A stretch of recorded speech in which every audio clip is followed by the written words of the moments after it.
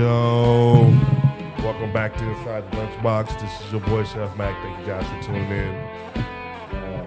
in. Levi is not with us today. He is here with us in spirit. He is out exploring the world and Mother Nature, and hopefully Mother Nature brings him good vibes and other things. We love you, Levi. I hope you're watching, bro. I hope you're having fun out there wherever you're at. I think you said Brazos Bend State Park. Yeah, that's where you're at, right? Yeah, it looked like he had chasing alligators through the woods or something. I hope he's not chasing alligators, man. We need him back here so he can push the buttons. That'd be a great video of him chasing alligators with his lightsaber. So, all right. So this week, man, our topic this week, we're going to talk about flavoring techniques.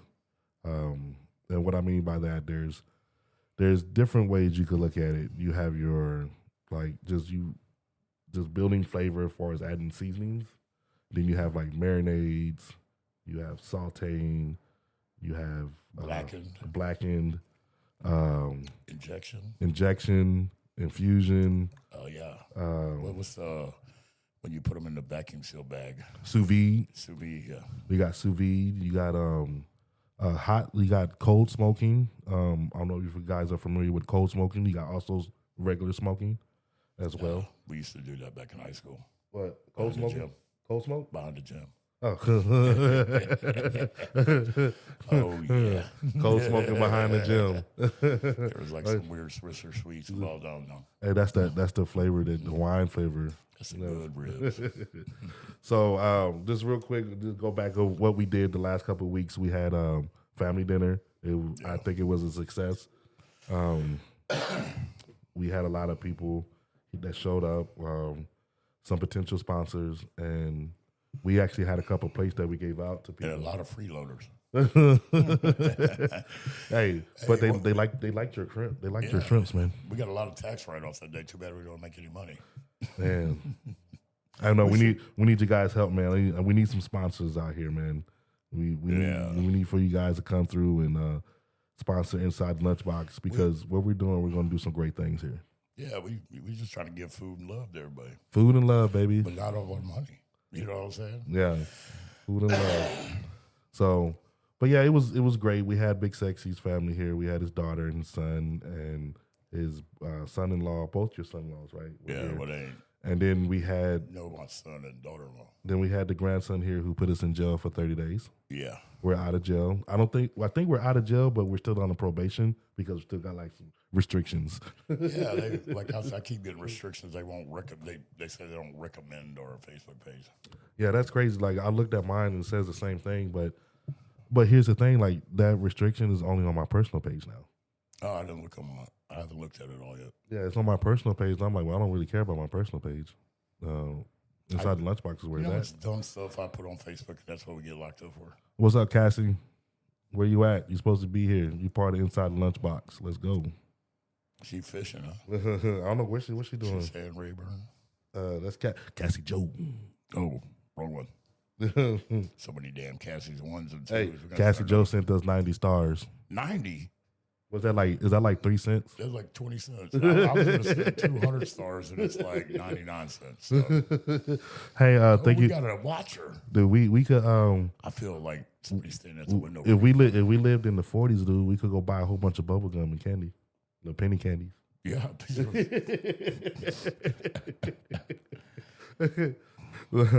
So, but yeah, like I said, family dinner was great. We had a lot of people show up.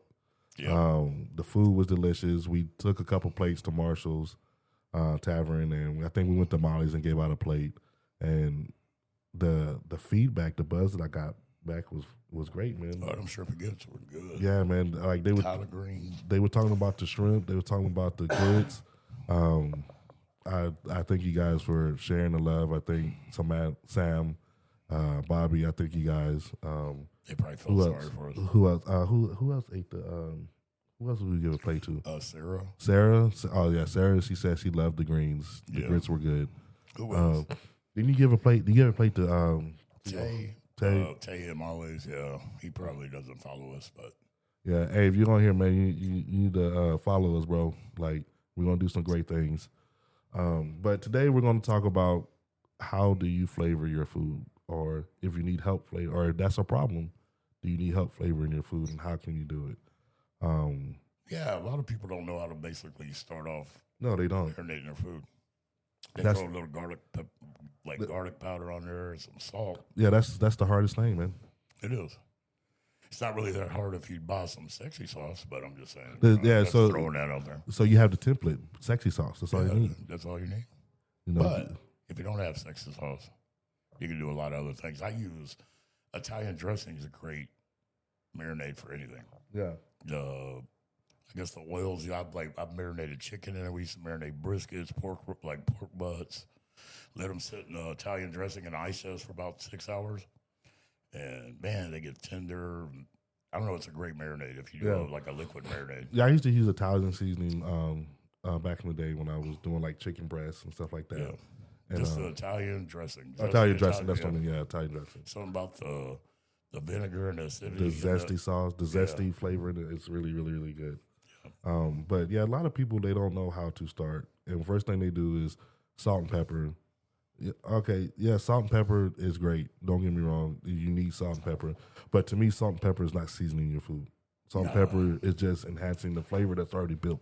You got to get some paprika in there. Yeah, you got to go online and check out different types of herbs and spices.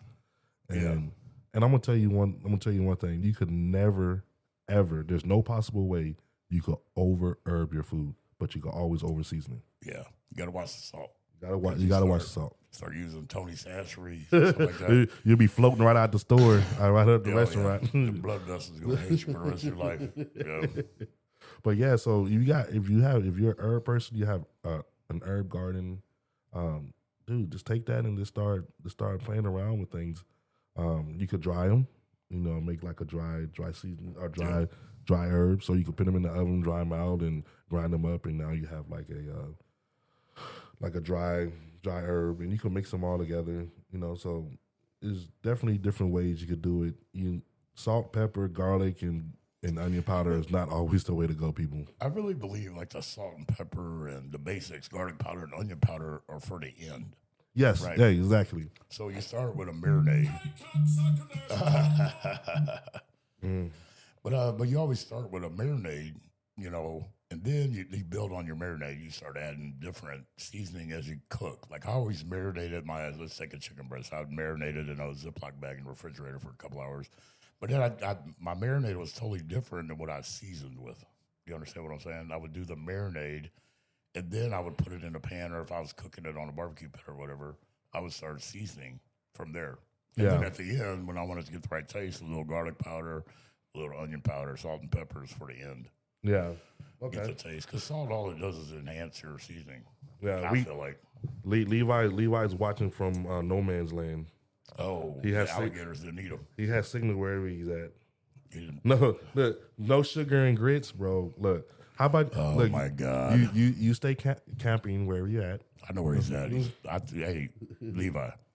So you're right there where my family lives at. I grew up by the Brazos State Park, and I bet you one of my cousins could send an alligator over and get your ass with some sugar. You know what? We'll bring some sugar to him. We'll name that alligator Sugar Grits. So we did a poll on Inside the Lunchbox and Big Sexy's page about grits, and it was like sugar and no sugar, and most people said no sugar. Yeah, we in the country, but I get it. Like I eat my grits both ways.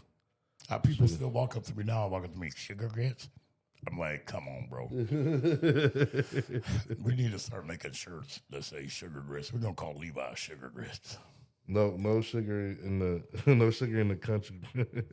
Corn, no sugar in the cornbread. Oh, see, Levi. See, you know what, sir?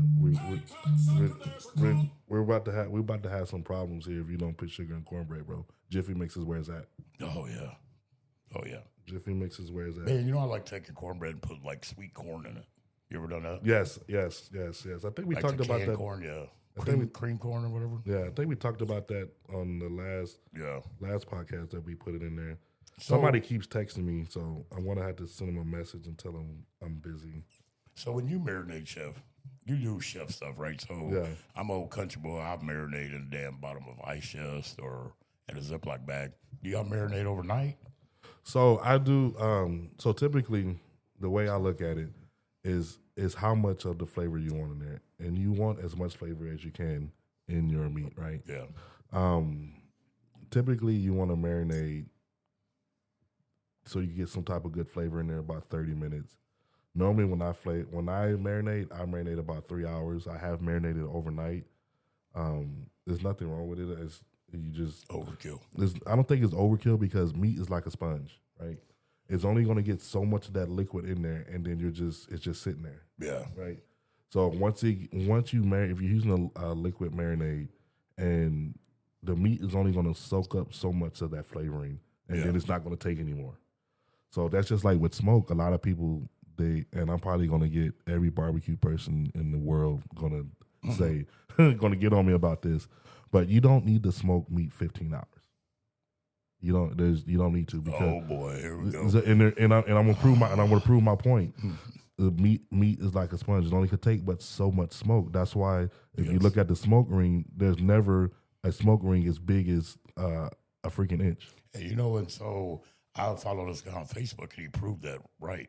So he only smokes his briskets like 5 hours now. Yeah, that's all you got to do.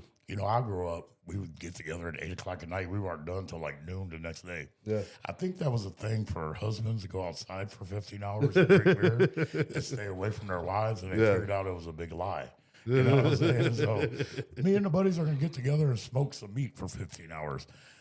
That's a way to get away from your wife. Yeah, now we know you can only do that 5 hours. You're good. Yeah, just smoke and that's actually the time. 5 hours is the most you need to smoke a meat. But now we got all these fancy, you can lay in your bed and check the temperature of your barbecue pit from your bed. It's kind of fancy, Yeah, and what people will tell you that, the smoke, it tenderizes the meat and it makes it tender. No, it doesn't. It's there's a slow, low temperature that makes it tender, and that's what makes it tender and makes the meat fall off the bone. Just like a pot roast in a crock pot. There's no smoke in there. Yeah. It's just a low, slow cooking. That's just like sous vide. So like when you sous vide, so if you guys don't know what sous vide is when you take like anything you want, or protein or veggies or whatever, and you put it in the sack and you vacuum seal it, right? And like say for steak, what we used to do in a restaurant, we used to take our steak, put it inside a bag with like thyme, garlic, olive oil, whatever herbs we wanted to put in there, and no salt, because salt takes the moisture out of it. It takes the moisture out of it and also cooks the meat. Yeah. If you put if it has any type of acidity in it, that salt is going to activate that acidity, the acid, and it's going to start cooking the meat. So no salt, no acidity. And as soon as you vacuum seal it and you take all the air out that, you can literally let a sous vide bag sit for 30 minutes, and it's just like you got 5 hours of marinade. Well, just so everybody knows, if you don't know what sous vide is, but it's in boiling water. Yeah, that's the technique. Water, yeah, that's the technique. But when you vacuum seal it, it's like the step before actually sous vide in it, and then you could take that bag and you boil it in water, and okay. So you're talking about like a pressure marinade where you vacuum seal it. Okay. Yeah. So once you do that, you set with the sous vide, you set the temperatures like a little temperature or a little prong that goes in there, and you can set the temperature for like 159, and you can let it sit there for 15 hours at 159 degrees, and the meat won't overcook, and when you pull it out, it'll be exactly 159 internal temperature. So the best steak I ever had, we sous vide it for like an hour, and then we threw it on the grill like 400 degrees and seared it. Man, that was the best steak. Man. Best steak, but it takes a long time. You got to put a lot of preparation to it.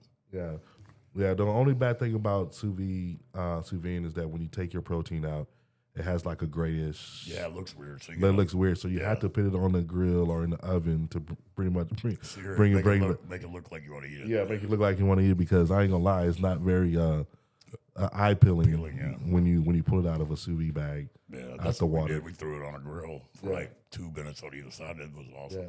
So one thing I disagree with, Big Sexy, and maybe you probably gonna hate me for this.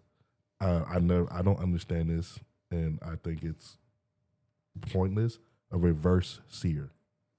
The reverse sear. Yeah. It's something fancy. So it sounds cool. Well, I mean, but what's a reverse sear? Are you searing it from the inside? Or you're talking about searing it first and then like broiling it in the oven. What the frick is a reverse sear? I know I had somebody like, oh yeah, we reverse sear our steak, and I'm like, so do you flip the steak upside down and hit it from the back? Yeah, no. I've seen some Pornhub. There's some categories, you know, like the reverse sear. I don't know. Look, please explain to me the significance. I want to know what a reverse sear is. Yeah, Where's Levi? Levi, you're online, bro. Look, you're good at texting. Matter of fact, we're gonna picture the work. You're way out of town, but look up reverse sear and maybe comment on. And don't lie and say you ain't got Wi-Fi because we can see you on we can see you.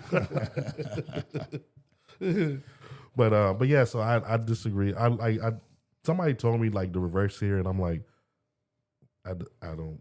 Well, I've seen people. You know, a lot of big steakhouses. I went to eat with my parents the other day at Saltgrass, and I was watching them back there in the kitchen. So they hit them on like an open fire flame, and they sear them for like 2 minutes, and then they run them through a broiler. Yeah, you know, and is that reverse searing? I guess a lot of steakhouses run them through broilers, and I've cooked steak a lot. You know what I'm saying? And I cook them on a gas grill, and they're great. Yeah, that's now, I tried the skillet thing where you put the butter and baste it and all that. That's really good. Yeah, there's nothing like a steak on a gas grill. You can still, in the cast iron pan. The cast iron. Yeah, I know. I like that. So I had a guy at a restaurant one day come up to me. He's like, "Oh man, our steaks are fantastic. We sear it from the top." From the top. And I looked at him, and he's talking about one of those infrared. Yeah, those infrared like you put it in there, and the fire is on the top, and the sears. He's like, "That's the best way to eat a steak." What does it matter where the fire is? It doesn't. We overcomplicate. Everybody's trying to figure something fancy out. Yeah, come to our restaurant where we do a reverse upside down from the top sear. We do a cold sear. A cold sear. We do cold searing. You know, we sear our steak on hot ice. Hot ice. Hey, that's a thing though. You know, fire ice does burn. Yeah, it does. So maybe we should try that one day. See if we could sear a steak on. We're gonna have a very complicated restaurant, dog. Hold on, you know what? I'm actually down, bro. Like let's get that. Let's go get some fire ice or black ice, hot ice, whatever you want to call it, and see would that even be edible?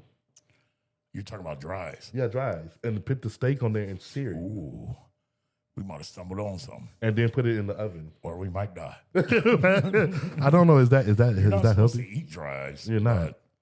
I don't know. Oh, that's a good question. Hey, Levi, look that one up too, bro. Levi, you got homework. You got homework, bro. We're gonna answer that one on the next show. Leave that alligator alone. You better have your homework done by next week. Yeah. So, hey, Levi, real quick, man, how's your day? I mean, your camping going? Camping. Yeah. How's the camping going? I hope it's going well. Hey, I'm just gonna let you know, Levi, I have a lot of hotel points. So if you ever want to take a chick out, you ain't got to go camping in the woods. If you try to save money and be in a tent, I got hotel points. You can use them at any time, brother. Nobody's safe inside the lunchbox. If you're gone, that means you're open for everything. They're for the La Quinta. I feel like the La Quinta's like a middle class fancy hotels that like Super 8. Yeah. La Quinta is like the poor people fancy hotel. Yeah. Yeah. You'll be fine, Levi. That's better than that 99-cent tent you got at Walmart. Hey, you know what? Is it raining down there, bro? Yeah, that storm. Yeah. He's looking like a caveman. I hope it's not raining down there, bro. I really hope you're having a good time. But yeah, what'd you cook out there? What'd you cook, Levi? You got to tell us next week. Yeah, I was going to say something. I'm going to kill him. Levi may never come back.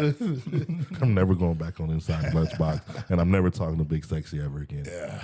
So. Levi was doing a lot of marinating this weekend. So how do you do injectable? Do you do injectable marinades?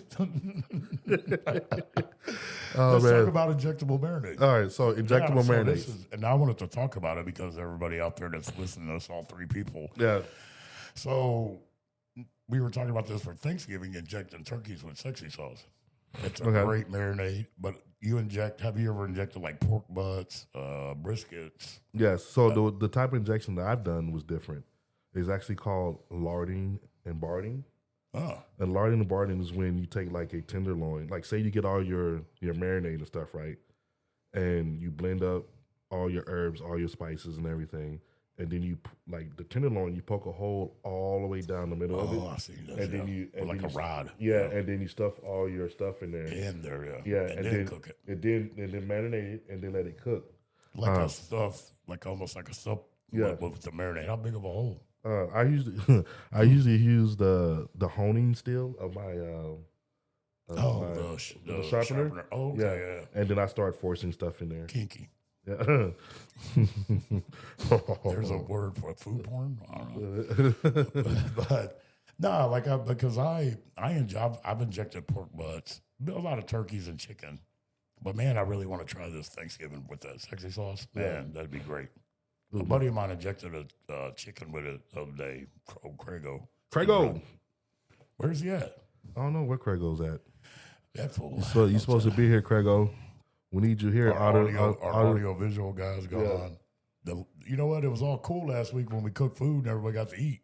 Now we ain't got free food. Ain't nobody show up. Don't show the love. Feelings are hurt. No, we have phone calls that y'all cooking today. Levi has an excuse. He has a great excuse. Yeah. But the rest of y'all done with y'all. So we inject. So you want to inject the turkey with sexy sauce. Then deep fried. And deep fried. Ooh. I bet you that'd be good. It's just like the Tony Sassery's. Yeah, I'm thinking about it. But mine's way better than Tony Sassery's. Oh man, that sounds really, really good. I think we're gonna make a video of it. That sounds really. So for Thanksgiving, we do plan for Thanksgiving to have. Up to that, we're going to have more family dinners, but Thanksgiving we do plan on having a family dinner Thanksgiving night where we bring people up here and we're going to provide. Or we're going to cook. We're going to cook. We might help out some people. Yeah. See how it goes. So cold smoking. Are you familiar with cold smoking? I don't even know what that is. Okay, so cold smoking is smoking raw meat. Mm-hmm. So you have your coals, right, or your wood, and it's heated up and it's cooking, and then you set a tray of ice on the top of it. Yeah. So when the smoke goes up, it cools the smoke, but the smoke still gets inside the meat. So does it help the smoke get in there, or is this a fad that is the fastest way to get smoke? Oh, it's a quick smoke. It like you could do it in like 30 minutes. Oh. And when I say it's a strong smell, like we did. If you go on my Facebook and you go on my video on my personal page, which is just Chef Maq, I have a video of us cold smoking raw meat, sausages, and scallops and seafood in class. And we did, you know what a speed rack is, right? Yeah. So we wrapped the speed rack in the plastic wrap all the way around, and then on the bottom, holding smoked inside. Then on the bottom tray, we put the coals and everything, the wood, and we lit it. And then we put ice on the next tray, and so when the smoke came up, the ice cooled it, and the smoke continued to rise, and it hits all the meat all the way up. So the coals still cook the meat; it's still hot inside of there, right? No, it's not. It's not hot at all. So then how's the meat cooked? So because it's cured, it's smoked. Okay. Yeah, like smoking sausage. Like smoking sausage. Yeah. So it's done. All the bacteria is done. You can literally take the meat out and eat it. Huh. And when I tell you, the best scallops I've ever had to this day, nobody, and they look raw, but they're smoked. And I bit into that scallop is like, it was, butter.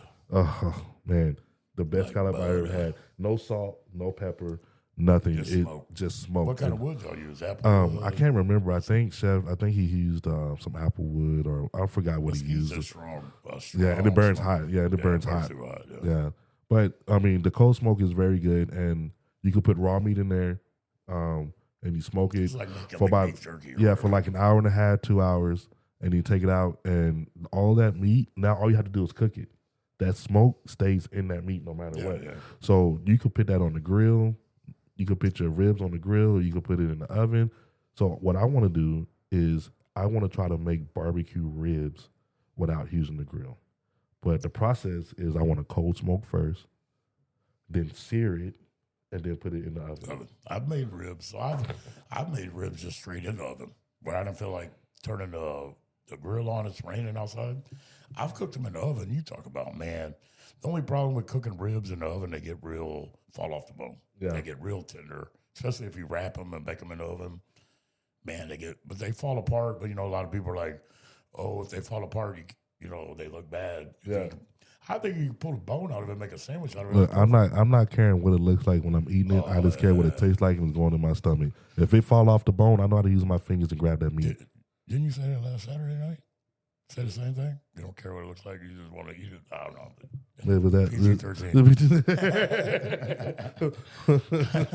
Uh-oh, hold on. Where's my... See, Levi, I need you here. Where's my button? I think it's right here. Oh, Levi. Crickets.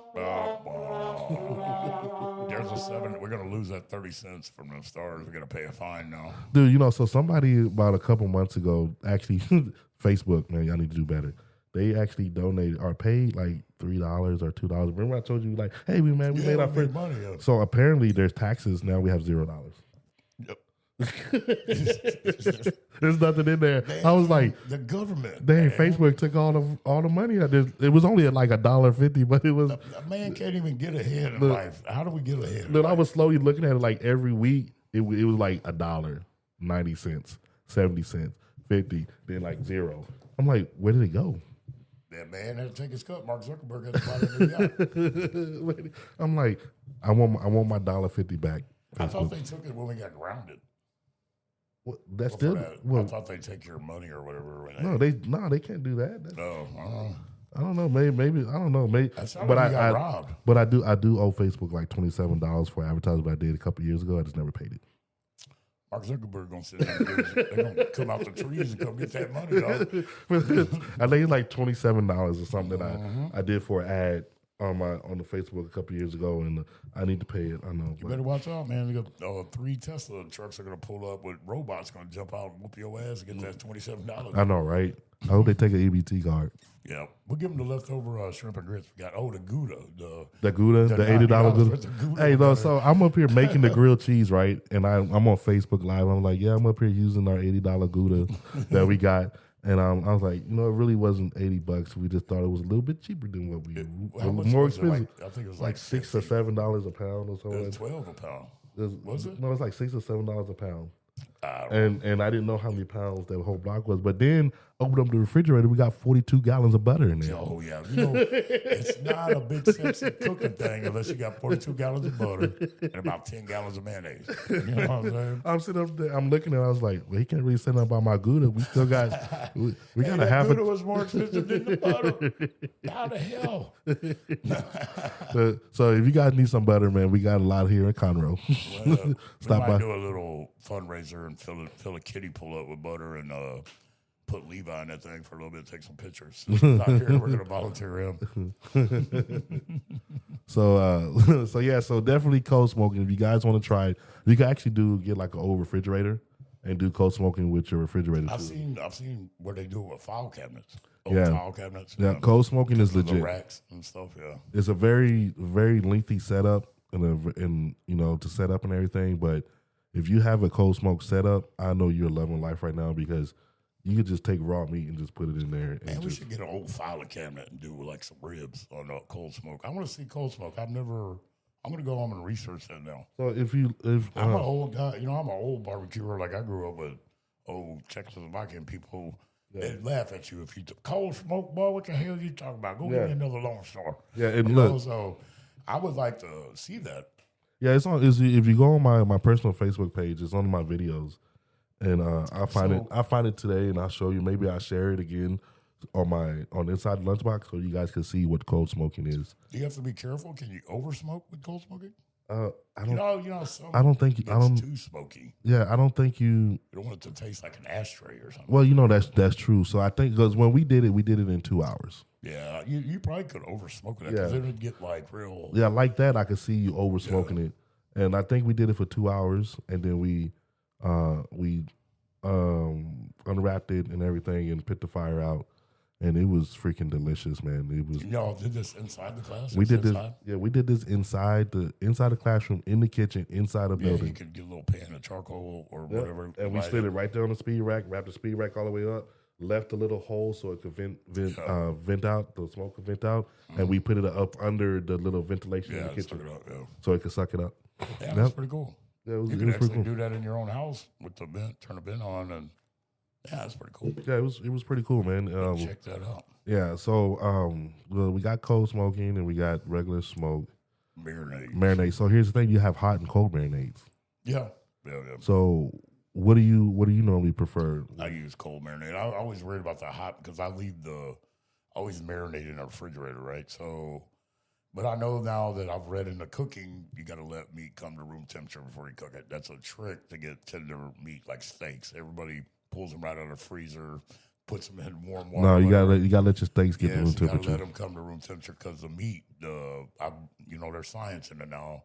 So like the meat opens up all the pores. So now that I know about marinating, so you pull them out of the refrigerator about a couple hours before you're ready to cook and let them come to room temperature, still in the marinade because it absorbs the marinade. So it's the same premise as like crawfish. I cook a lot of crawfish. The temperature change makes whatever absorb the marinade. Okay. Yeah. Okay. So like chicken, I learned I take a fork and poke all the chicken breasts with a fork, and then I dump them all in like a big Ziploc bag. And I like to take the Ziploc bag. You can, like sous vide, I push all the air out of it and kind of put it in the refrigerator overnight. And then when I get ready to cook, I bring it out and let it come to room temperature. Okay. But like a warm marinade, wouldn't it start cooking Yeah, so you naturally think that with a hot marinade, why would you put a hot marinade on meat and then put it in the refrigerator, right? The temperature change, maybe? So what you do is when you make your hot marinade, you get all your stuff that you're going to use for your marinade, right, with all your herbs or spices or whatever, and you bring it to a boil and you let it boil, then you drop it down to a simmer, right, so it can start bringing out those flavors. And once you're to the point where you think that is good enough, you take it off and you let the temperature drop under 150 degrees. Okay. And then, it won't cook it. Yeah. So what I do, I normally drop. Typically, you want it to drop below 120. Yeah. And then once it gets warm, but right about a 145, 140, you want to take it, and then you pour that hot marinade over the meat, and you can see it just starts sucking in all that. That's crazy because that's the temperature for crawfish. You bring it up to a boil, and then you cut it off. That's why you pour ice in the pot. Yeah. You want the crawfish between 120 and 140. Yeah. It sucks in the juices. And then you wait till the temperature goes down a little bit more, and then you put it in the oven. So what that does is that cold marinade is great. Hot marinade is like a faster version of cold marinade. Yeah. It marinates it faster. On marinating, we need to get with that guy from the bar, Chick Stands, and find out how he marinated those chickens. Remember the chicken I ate? Oh, you talking about Teddy? Yeah. Teddy. Shout out to Teddy. That guy's got to have a great marinade on them chickens. I have never seen. Look, okay, so we know. I don't want to sound like a bad person here, but my people, we love chicken, and I never felt like I got outdone eating chicken until I met Big Sexy and he was eating that chicken. Oh, Teddy's white dude. Man, I was licking the plate, and then I got in trouble because it was for the judges. He ate the competition chicken. They had already judged. Y'all left it on the table. I just finished it off. And it wasn't no meat on that chicken. Yeah, I licked that bone clean, though. I'm really gonna say that was some of the best chicken I've had. Yes, at a little bar. And I can't. So he told me he always wins third. It's a big cook-off. Yeah, we number 1 or 2. We do Montgomery County Fair. The VFW post 4709. We have 3 cookers. We have Teddy, Tim, and Scott, and our cookers cook with waste management, and they go to waste management tent and they cook all their food for their employees. With that, some of the VFW guys, we go and we hang out in their tent, and we partake with them as well. And these guys are freaking excellent cooks, and they normally win like third in their chicken. And I did chicken this year, and they was like, "Wow, the chicken is really, really good." But I didn't maybe like 150th. I don't know. Yeah, that's like me on that gumbo cook-off. I was like, "What place did I get?" They're like 19th. I was like, "How many teams?" They're like 12. I'm like, "What the hell?"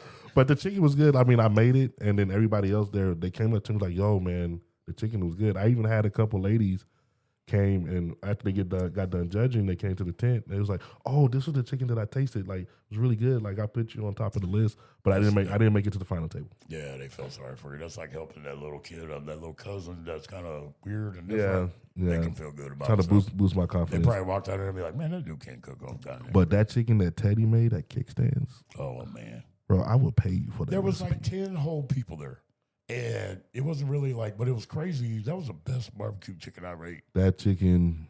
You know what? I'm just gonna say it. But I haven't had a chicken that tastes that good in my 42 And he years of wasn't living. even scared about telling us how he did it. Remember, he said, Yeah. "Hey, you want to know how I do it? I'll show you." Because I would love, I'm doing that gumbo cook-off here in about a month. I would love for him to cook all the chicken, and then we just pull all the You know meat what? up, put it in that gumbo. I want to talk to him. I'll talk to him here real soon. Because he And can smoke that chicken, and you put that in some gumbo, bro. Boy, I put the bones in there and everything, bro. That shit was good. you guys don't understand. Like, I have a video. I want to post it again on Facebook of Big Sexy almost taking off his own fingers. Yeah, that was Look good. at that, eating that chicken. I think I broke up with a chick over that chicken. remember that chick wanted to go to Gulfs? And I was like, nope, I'm eating this chicken. I'll be right in the China. She blocked me on Facebook and everything over that chicken. Now I love that chicken, bro. That was good. Hey, you know what? That chicken, I'll break up with anybody over that chicken, man. Yeah, Oh, man. that chicken. Teddy, I don't know what you do, bro, but I'll pay you for that recipe. Hey, if he cooks the chicken or shows us how to cook chicken for the gumbo, you're going to have to stand there and supervise me because I don't know how much is going to make it into the pot. You know what I'm saying? Dude, so I never had a chicken where I bit into it. All right, so it was already like It was halved. like it was half. But and then when I cut into it, I took like a piece of it and I bit into the meat. The meat itself was juicy. Yeah. Like it was like normally when you cut into a chicken, it shoots the juices out because the juices is inside the skin. Yeah, because it's all It's together. all together. But when I when I bit don't into know the how you meat, do I that. was like, oh That my sucker god. was juicy. Because when you smoke chicken, it dries out on the barbecue pit. Yeah. That's a hard thing. It's some people are like, oh, mine's juicy. No. I was drinking the juice. Remember I was drinking the juice? That was good, bro. Maybe he injects those chickens. You think he might inject them? Well, That might not, that's why. but usually when you inject, like you'll get like certain areas that is real juicy. Yeah, right? the whole thing was, and it was The chicken whole- juice. It wasn't like a marinade juice. Yeah, the whole thing was juicy. So I don't know. Well, we got to find out what Teddy does for marinade. We might need to bottle that up, put it under the Big Six brand. I'll donate like $5 to him. He already got money anyway. We call it that hot and wet Chicken. sexy chicken. Oh, that big sexy licking chicken. The big sexy licking chicken. Oh, them yard pimps, boy. He called them yard pimps. Oh, yard pimp. Hey, scrambled eggs, fried chicken. I seen that on Facebook. Yeah, I just seen it on the way here. Like, is it fried chicken? So, And I hate to get off the subject of marinades, but a friend of mine, I woke up one morning, and he had cooked a bunch of eggs. And instead of sausage or bacon, he cooked some chicken, like a chicken breast. And I couldn't eat it. It was weird because it was right next to a baby chicken that we just scrambled. And then you had the real chicken next to it. Have you ever eaten eggs with chicken? It's weird because it's a combo that you don't see very much, right? So you see sausage or pork or ham or whatever with bacon. I mean, with eggs. But he put on my plate like piece of toast, 2 over easy eggs, and chicken breast cut up. And I was like, this is weird. It was a weird combination. no, I never had chicken and The fried chickens chicken. are both dead, but one's scrambled baby chicken and one's, I don't know, it's just weird to me. Well, in my here's head. the thing. Like when we get the eggs, they're not fertilized, so they have no. Yeah, I know. So yeah. it's just their. But in my whatever. mind, a mental thing, I'm like, there's 2 pieces of chicken on this plate, just different forms. You know what I'm saying? I've never seen that combo before. It was just weird to me. Huh. I don't know. It was weird. It didn't taste right when you eat eggs with chicken breast. I don't know. It didn't work out. You know what I'm saying? I'm trying to figure that Getting out. off topic. You go home and cook you a chicken breast and fry 2 eggs, and you'll see what I'm talking about. Because we grew up, everything's pork with it, right? So you get either bacon, sausage, or ham, but never got a chicken breast with eggs. I looked at it, I ate it, then I went outside, got my truck, and left. I was like, That was the weirdest thing I ever ate. Because he doesn't eat pork. He only eats his chicken. He's like a bodybuilder dude or whatever. Yeah. So he eats all that white rice. And so he had chicken and eggs. So we had chicken and eggs for breakfast. And I was like, I don't know. That's weird, bro. Yeah, that's kind of weird. I don't know. So so we did smoke, cold smoke, liquid, sous vide, hot marinade, cold marinade. Do you know anything about infusion? No. Well, yeah. Well, infusion, like, what do you mean? Is that like infuse, is that the like when you infuse something, like on the cellular level? I guess that would be like molecular gastronomy. I'm big sexy, bro. I barely made it out of high school, man. I don't know anything about infusions. I know there was a club called Fusion one time. The bartender was really hot, but I don't. Then you have hold on, let's see what the old but like infuse, like if you infuse, like I know if you get a whiskey drink and they put smoke in it, they like infuse smoke into it. Is that what you're talking about, right? You can fuse, yeah, like so you infuse flavors into it without. I don't know. We need Levi. Where's the smart guy at when we need him? Oh, he's chasing baby alligators in Brazos State Park. He's on vacation. You better be careful out there, man. I got a lot of cousins that live around that old state park, and all you see is woods, Levi. So let's see. I got some notes here. So infusion extractions and flavor from natural sources, as well as cooking methods like searing, caramelization. That's another one, caramelization. Would that be a marinade though? That's a cooking. Caramelization. Yeah, I guess when you caramelization, it'll be like caramel, and also like searing, like you said, where you have the Maillard reaction. Yeah, so it's a reaction. Yeah, so it's a cellular reaction. Yeah, so like when onions caramelize, the sugars in the onions turn brown or whatever. Yeah, I know a little. I'm not a chef. Yeah, you know, the best cooking I've done is on the side of the road. You know, I don't know what I did with my glasses, folks. They're on the floor right over there. I'm blind. They're way over there, but so I'm looking at infusion. I never really did infusing unless I'm doing like oil or something, right? Yeah, so I consider infusing like when you get syrup and they infuse blueberry flavor. So I guess that's what it is. It says steeping ingredients like aromatics, citrus. So that's what we're doing. So infusion is something that I've been doing and you've been doing as well, where we take the herbs and the garlic and whatever, and we infuse it in the oil. Yeah. So that's infusing. Sexy sauce is an infusion, right? With garlic. You're right. Yeah, like a marinade. Yep.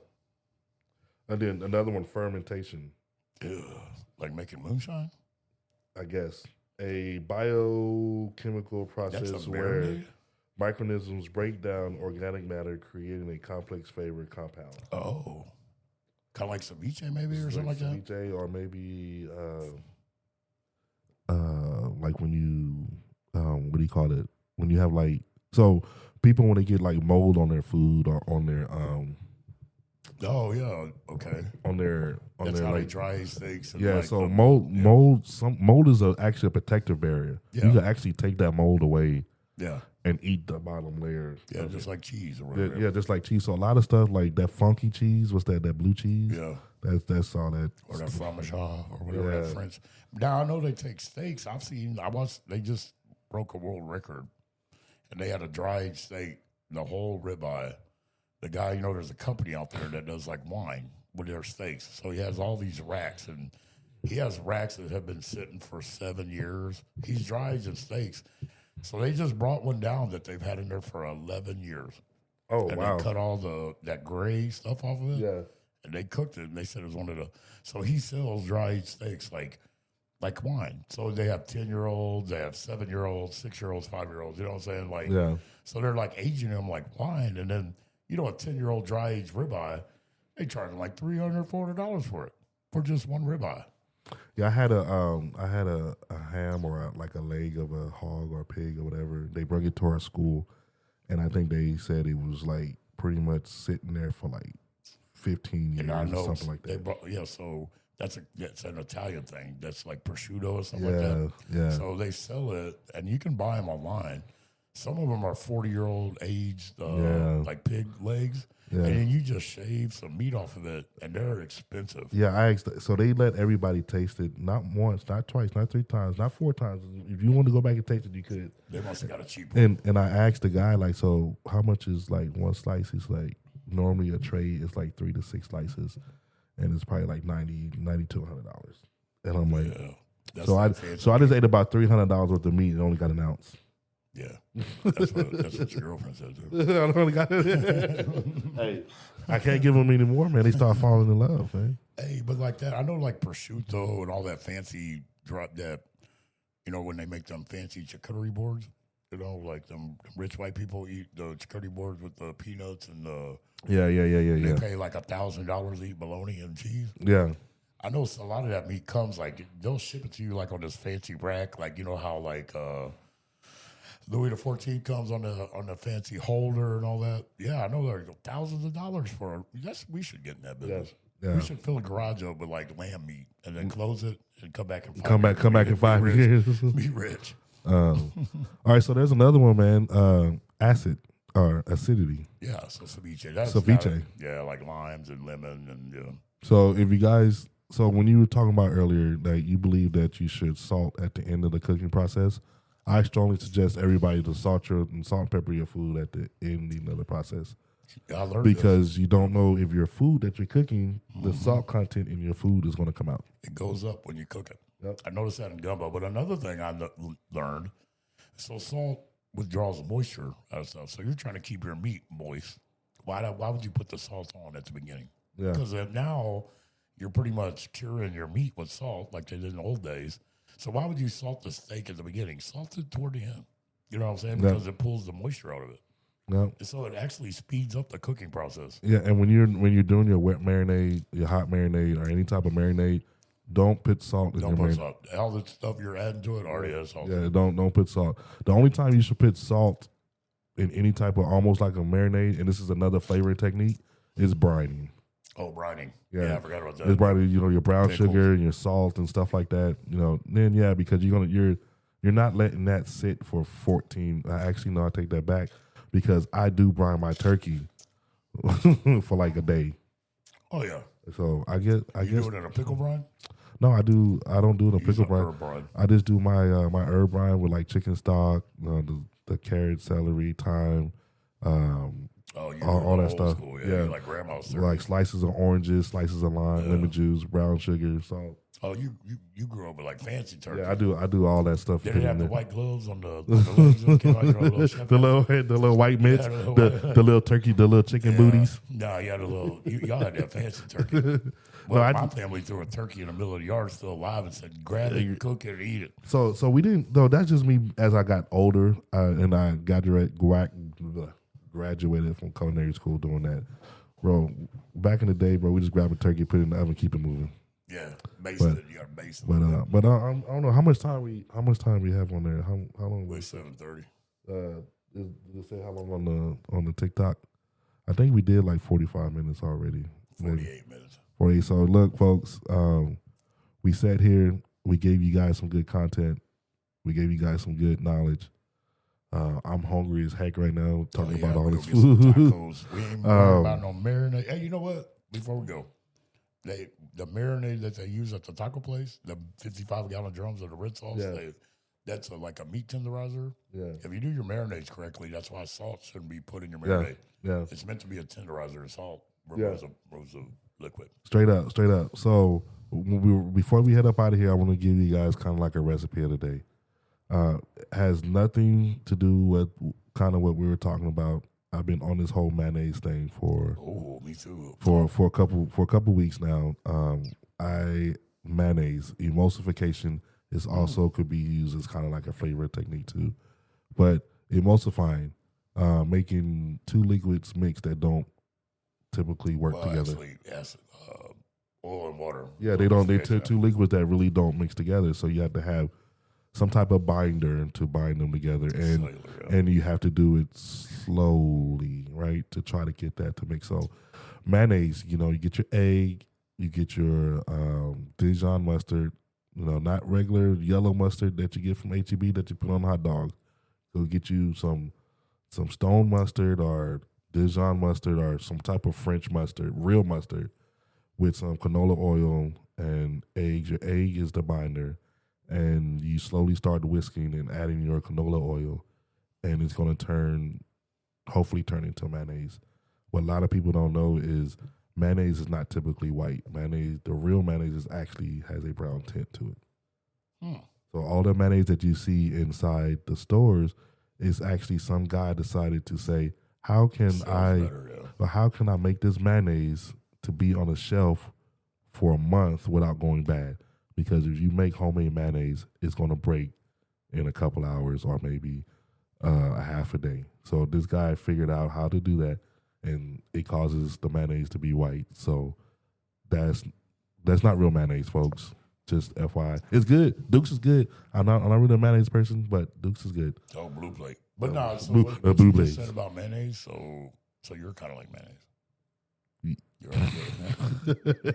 I had to think about that for a second. So I'm the one I'm the preservative one, and you're the real one. Yeah. Put us together, we'll make some mayo. All right. The big sexy mayo, Chef But Maq. yeah, but all right, folks, man, this is it. This concludes the show.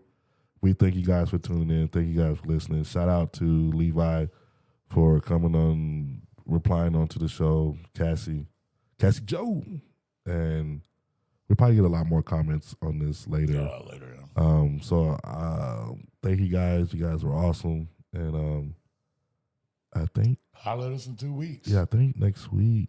But we might have family dinner. Yeah, I think next week is family dinner. Set up some sort of family dinner. We're gonna. Anybody out there have some ideas on what y'all want us to cook? Why don't y'all shoot them at us? Fried bologna and mayonnaise. Hey, I'll tell you, the brown mayonnaise, fried bologna and mayonnaise. That's what they're getting. Hey, that's all the money we got till we get a sponsor.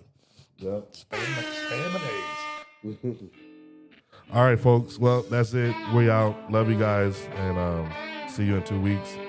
Hey, be on the lookout. You might get that invitation to be part of the family dinner with Chef Maq and Big Sexy.